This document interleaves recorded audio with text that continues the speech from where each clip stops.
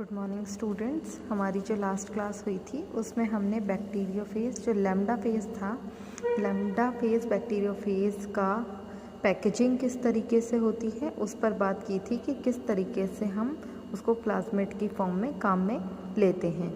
हम बैक्टीरियोफेज को as a plasmid इसलिए यूज़ में लेते हैं क्योंकि अगर हमें बड़े साइज़ का डीएनए या जीनोम जो है उसकी मल्टीपल कॉपीज़ बनानी है, उसका क्लोनिंग प्रोसेस करना है, तो हमें फेज़ जो है बैक्टीरियोफेज उसको काम में लेना पड़ेगा। क्योंकि 15 kb तक के जो साइज़ होते हैं डीएनए का, फॉरेन डीएनए का, उसको हम किसी भी ई कोलाई के केस में प्लाज्मिड में इंसर्ट करवा करके उसकी मल्टीपल कॉपीज़ बना सकते हैं, उसकी क्लोनिंग करवा सकते हैं। लेकिन अगर 15 kb से ज़्यादा का डीएनए अगर हमें इंसर्ट करवाना है और क्लोनिंग करवानी है तो हम ई कोलाई के लिए ई कोलाई को प्लाज्मिड की फॉर्म में यूज़ ना लेकर के हमें बैक्टीरियोफेज को यूज़ में लेना पड़ता है। तो बड़े साइज़ के डीएनए को इम्प्लांट करवाने के लिए, उसका क्लोनिंग करवाने के लिए हमें क्या करना पड़ेगा, बैक्टीरियोफेज को काम में लेना पड़ेगा in the form of vector.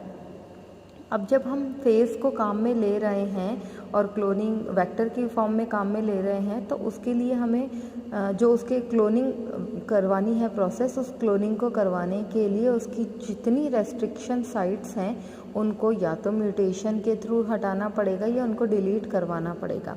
तो जो फेज़ की क्लोनिंग होती है उस क्लोनिंग को हम 2 टाइप से आगे कंटिन्यू करवाते हैं।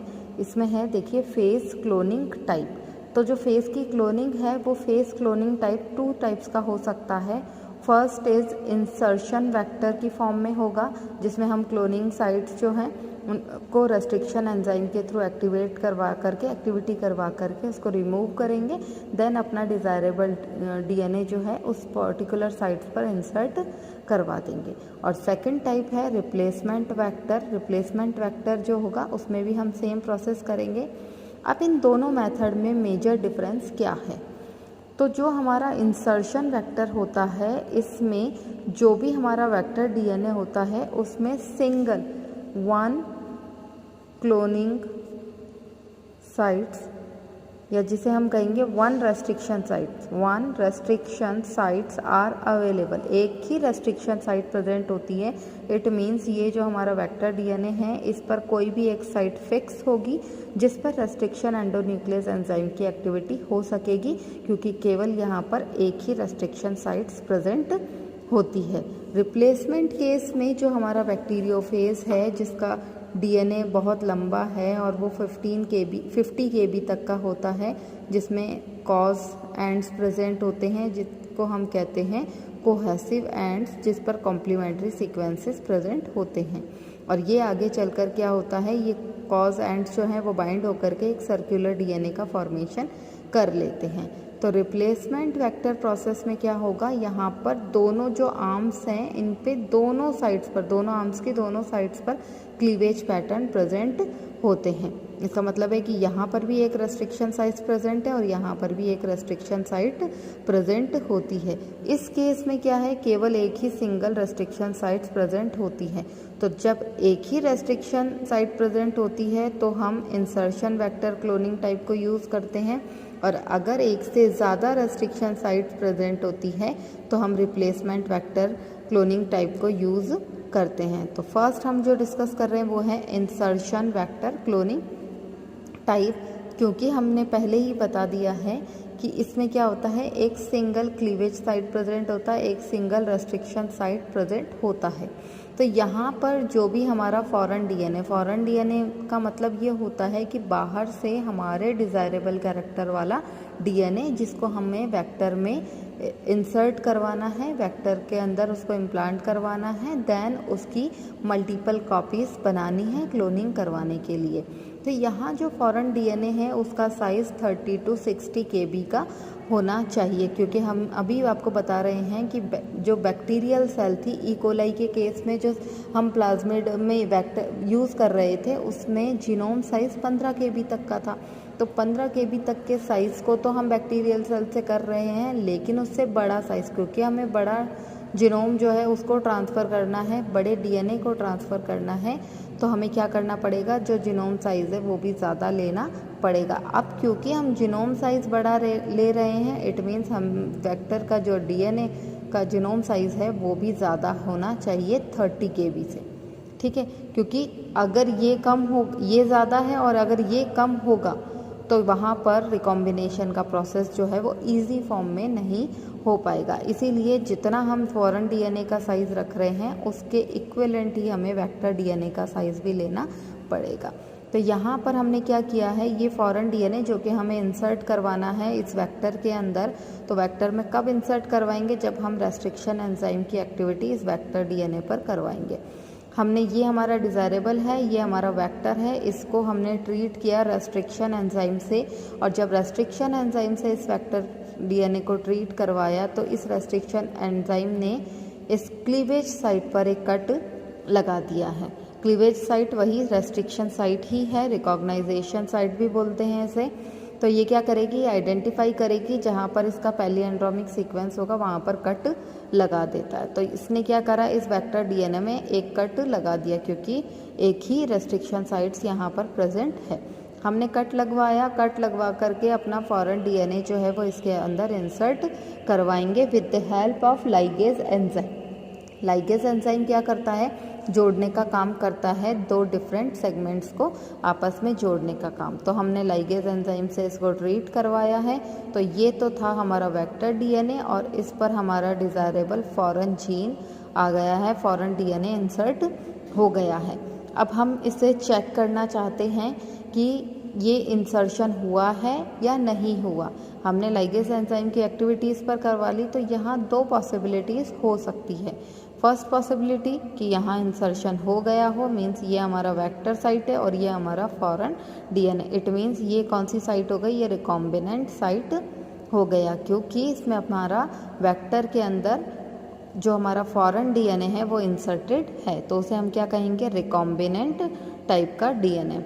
और एक साइड ऐसी हो सकती है जहाँ पर कट लगने के बाद में रेस्ट्रिक्शन न्यूक्लियस एंजाइम से कट लगा, देन लाइगेज से वो जुड़ भी गया, लेकिन यह जुड़ गया है, लेकिन यहाँ पर जो वेक्टर डीएनए है वो vector DNA as it is रहा है, इस पर कोई भी पार्ट जो है वो ऐड नहीं हो पाया है।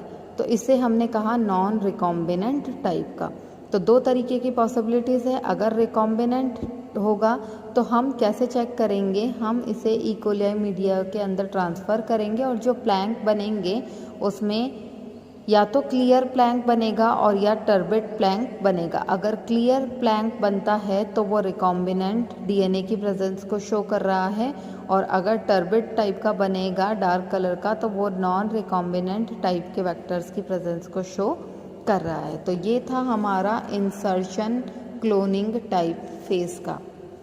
सेकंड जो टाइप है वो है हमारा फेज़ टाइप, और इस फेज़ जो क्लोनिंग टाइप है इसमें क्या है, रिप्लेसमेंट वेक्टर। इस रिप्लेसमेंट वेक्टर क्लोनिंग फेज़ को जब हम यूज़ कर रहे हैं तो मैंने आपको अभी स्टार्टिंग में बताया कि यहाँ पर क्लीवेज पैटर्न जो है वो दोनों आर्म्स पर प्रेजेंट होता है। तो दोनों आर्म्स पर प्रेजेंट है, इट मीन्स ये दोनों जगह रेस्ट्रिक्शन न्यूक्लियस एंजाइम की एक्टिविटी होगी।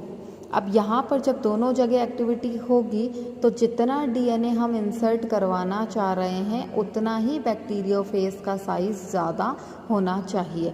जितना बैक्टीरियोफेज का साइज़ ज़्यादा होगा हम उतना बड़ा जीनोम यहाँ पर इंसर्ट करवा देंगे, और जो भी नॉन एसेंशियल पार्ट है जो कि नॉन कोडिंग सीक्वेंस है वो वहाँ पर हम उस पर रेस्ट्रिक्शन एंडोन्यूक्लियस एंजाइम से कट लगवा करके उसको रिमूव करवा सकते हैं। तो ये है हमारा फॉरेन डीएनए जिसको हमें इंसर्ट करवाना है, ये हमारा वेक्टर डीएनए जिसकी दोनों साइड्स पर क्रॉस साइज प्रेजेंट है और यहाँ पर क्लीवेज पैटर्न भी दोनों तरफ अवेलेबल है। हमने इसकी एक्टिविटी करवाई रेस्ट्रिक्शन एंडोन्यूक्लियस एंजाइम के साथ में, तो यहाँ पर इसने दोनों आर्म्स की साइड पर कट लगा दिया है, क्योंकि यहाँ दोनों पार्ट पर, दोनों आर्म्स पर क्या है, रेस्ट्रिक्शन साइट्स या क्लीवेज साइट्स प्रेजेंट है। इसने कट लगाया तो यहाँ पर देखिए यहाँ से यहाँ तक हाफ डिज़ायरेबल जो हमारा डीएनए है वो ऐड हुआ, देन वेक्टर का सेकंड ऐड आर्म जो है वो ऐड हुआ है। सेकंड केस में भी इस तरीके से यहाँ पर डीएनए ऐड हुआ है, और यहाँ पर ये वेक्टर का सेकंड साइड जो है वो आकर के ऐड हो गया। जो भी नॉन असेंशियल पार्ट था, जैसे मान लीजिए ये वाला नॉन असेंशियल था, तो हमने इस एक्सेशन पार्ट को रिमूव करवा दिया।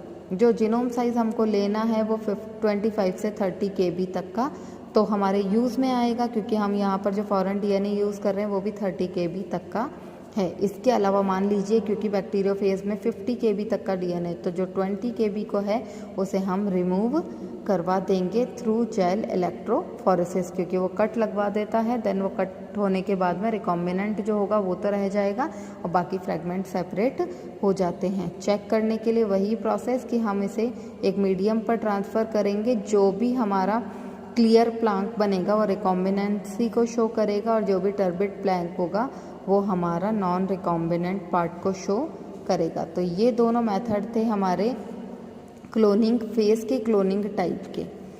नेक्स्ट हम जो प्लाज्मिड डिस्कस कर रहे हैं वो M13। मैंने अभी आपको पहले भी बताया कि बैक्टीरियोफेज के केस में हम दो वेक्टर को यूज़ करते हैं। एक तो लैम्डा फेज वेक्टर को यूज़ करते हैं जिसको हम अभी पहले वाली क्लास में डिस्कस किए हैं, और सेकंड टाइप है M13 टाइप का बैक्टीरियोफेज। M13 टाइप का जो बैक्टीरियोफेज होता है, इसकी स्पेशलिटी क्या है कि इसमें जो सिंगल स्ट्रैंड DNA होता है वो रेप्लिकेशन के टाइम पर, जब भी उसे रेप्लिकेशन करना होगा वो रेप्लिकेशन के टाइम पर डबल स्ट्रैंड में कन्वर्ट हो जाता है। तो सिंगल स्ट्रैंड DNA रेप्लिकेशन के टाइम पर डबल स्ट्रैंड में कन्वर्ट हो जाता है। जो सिंगल स्ट्रैंड DNA है उसका साइज़ ऑलमोस्ट 10 KB तक का होता है। 10 KB लंबा DNA सिंगल स्ट्रैंड है और वो रेप्लिकेशन के टाइम पर डबल स्ट्रैंड में कन्वर्ट होगा। इसके साथ ही यहाँ पर जो नॉन कोडिंग रीजन है उस पर, क्योंकि DNA बहुत लंबा है तो 507 बेस पेयर्स जो हैं वो नॉन कोडिंग सीक्वेंस के होते हैं यहाँ पर। इसके साथ ही एक स्पेशल कैरेक्टर ये है कि इस प्लाज्मिड के अंदर, इस वेक्टर के अंदर हम ई कोलाई का जो जेनेटिक पार्ट है, जीन पार्ट है, उसको भी इंसर्ट करवाते हैं। और वो जब इंसर्शन होता है तो वहाँ पर पॉलीलिंकर साइट्स प्रेजेंट होती है और इस पॉलीलिंकर साइट्स पर ही हम अपना डिज़ायरेबल DNA जो है वो इंसर्ट करवाते हैं। ये है M13 का प्लाज्मिड या वेक्टर जो है स्ट्रक्चर वो इस तरीके का होगा। इस केस में जो M13 यूज़ किया जा रहा है उसका जीनोम साइज़ है 6.4 KB। ठीक है, ये इसका टर्मिनेशन साइट है। इट मीन्स कि रेप्लिकेशन का जो टर्मिनेशन होगा वो इस एरिया पर होगा। बुक के अंदर इसको ORF दे रखा है, ये ओरिसी रीजन है। Ori C region means origin of replication sites, जो यहाँ से स्टार्ट हो रही है। इसके साथ मैंने बोला कि ई कोलाई की जब एक्टिविटी करवाते हैं तो एक पॉलीलिंकर साइट जो है वो यहाँ पर प्रेजेंट होता है और उस पर हम अपना पॉलीलिंकर साइट्स पर अपना डिज़ायरेबल DNA इंसर्ट करवा सकते हैं। लेकिन क्या याद रखना है, क्योंकि जब भी हम अपना डिज़ायरेबल DNA इंसर्ट करवाते हैं यहाँ पर सीक्वेंसिंग डिस्टर्ब हो जाती है। तो हम जो डिज़ायरेबल कैरेक्टर चाहते हैं और जो डिज़ायरेबल DNA हम इंसर्ट कर रहे हैं, हमें ये ही याद रखना है कि जो DNA इंसर्ट कर रहा है वो इसके ओरिजिन ऑफ रेप्लिकेशन को किसी भी तरीके से डिस्टर्ब ना करें। डिस्टर्बेंस नहीं होना चाहिए। अपना डिज़ायरेबल कैरेक्टर जो है पॉलीलिंकर साइट्स पर आपको ऐड करना है, देन इसकी क्लोनिंग प्रोसेस को कंटिन्यू करवाना है। अब रिकॉम्बिनेशन हुआ है या नहीं हुआ है उसको चेक करने के लिए, अगर रिकॉम्बिनेशन हुआ है तो कलरलेस ई कोलाई का प्लांक बनता है, और अगर रिकॉम्बिनेशन नहीं हुआ है तो ब्लू कलर के प्लांक बनेंगे, जिससे हमें पता चल जाएगा कि क्लोनिंग की प्रोसेस जो है वो कंप्लीट हुई है या नहीं हुआ है। M13 बैक्टीरियोफेज तक आज हमने डिस्कस किया है। नेक्स्ट टॉपिक कॉस्मेट्स को हम नेक्स्ट क्लास में कंटिन्यू करेंगे।